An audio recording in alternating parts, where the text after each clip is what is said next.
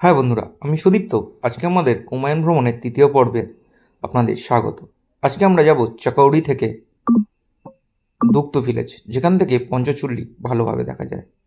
কালকে চাকৌড়ির এই হোমস্টেতেই আমরা রাত্রিবাস করেছিলাম এবং আপনাদের সামনে তুলে ধরেছিলাম চাকৌড়ি থেকে টোটাল ভিউটা।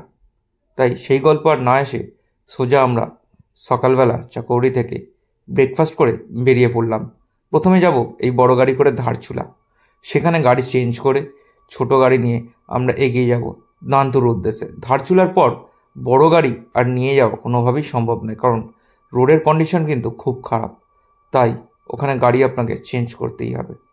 সকাল 8:30-9টা নাগাদ আমরা ব্রেকফাস্ট করে নিয়ে বেরিয়ে পড়লাম চাকৌড়ি থেকে।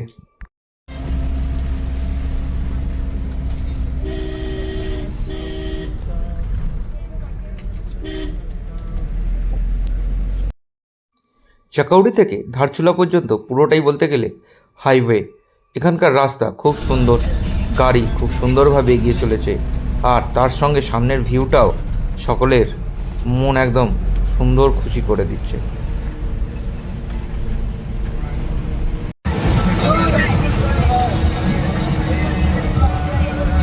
আমাদের ডান দিক থেকে হয়ে গেছে কালী নদী।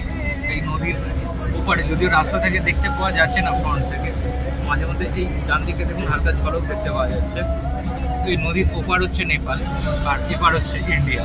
এই কালী নদী আপনার বর্ডার।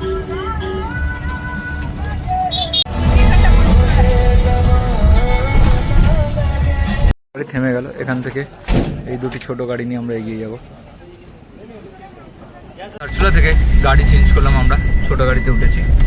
ছোট গাড়ি বলতে স্করপিও রয়েছে, দুটো স্করপিও, 10 জন আরামেই যাব। 70 কিলোমিটার। আগে শুনেছিলাম রাস্তা খারাপ, কিন্তু এখন এরা বলছে রাস্তা যথেষ্ট ভালো হয়ে গেছে, ঘন্টা 3 পৌঁছে যাব। ধারচুলা থেকে আমরা এগিয়ে চলেছি দান্তুর উদ্দেশ্যে। আজকে আমরা রাত্রিবাস করব আপার দান্তুতেই, যেখান থেকে কিন্তু ভালোভাবে দেখতে পাওয়া যায় পঞ্চচুল্লি। আপনি ট্রেক না করলেও এখান থেকে পঞ্চচুল্লির ভিউ খুব সুন্দর পাবেন। এবার রোডের কন্ডিশনটা দেখুন, কেন এখানে বড় গাড়ি নিয়ে আসা যায় না। যত এগোচ্ছি রাস্তা তত খারাপ হচ্ছে। ডান দিক দিয়ে বয়ে চলেছে কালী নদী। এদিকের রাস্তা খুব একটা ভালো নয় এবং প্রচণ্ড ধুলো উঠছে, যার ফলে ভিডিও কিছুটা ঘোলাটে আসছে।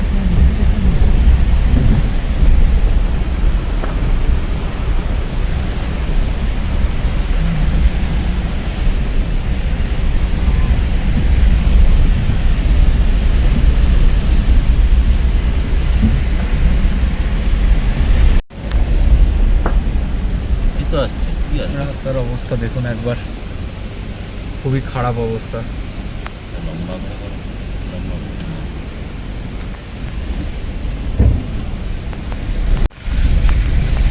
ম্যাক্সিমাম রাস্তাটাই এইরকম।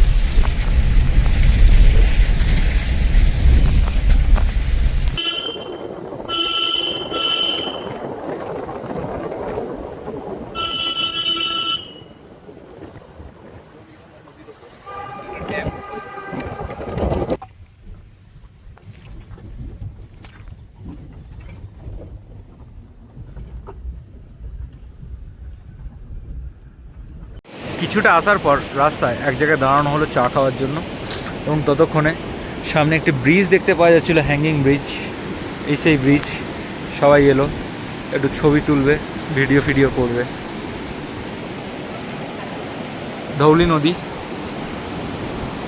তবে এটা আমরা গাড়োয়ালের যে ধৌলিগঙ্গা পড়েছি, এটা সেই ধৌলিগঙ্গা নয়। চা পানের বিরতির পর আমরা আবার গাড়ি ছেড়ে দিয়েছি, কিন্তু বেশ কিছু ভেড়ার পাল আমাদের রাস্তায় বাধা দিয়েছে। ওই মেষপালকেরা ভেড়াগুলিকে সরিয়ে নিয়ে রাস্তা ক্লিয়ার করার চেষ্টা করছে।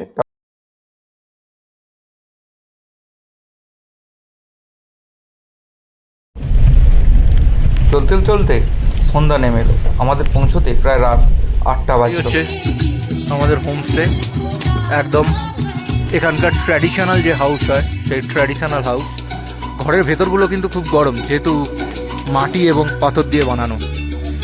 সামনে ক্যাম্প ফায়ার চলছে, আমাদের লোকেরা আগুন সেঁকছে এবং এদিকে বক্সে হালকা করে গান, পাহাড়ে জোরে গান বাজানোটা উচিত নয়, যদিও এটাও উচিত নয়, কিন্তু এদের হোমস্টে থেকে চলছে। আমাদের হোমস্টের সিঁড়ি দিয়ে বেরিয়েই এই হালকা ফুলকা একটা স্নোফল হচ্ছে। এই জায়গাটা থেকে পুরো পঞ্চচুল্লির ভিউটা পাওয়া যায়, কিন্তু ওয়েদারের মুখ ভার, যার জন্য আমরা কোনো পিকের দর্শন আপাতত পাচ্ছি না। সবাই আপাতত স্নোফলটাই এনজয় করছে হালকা করে।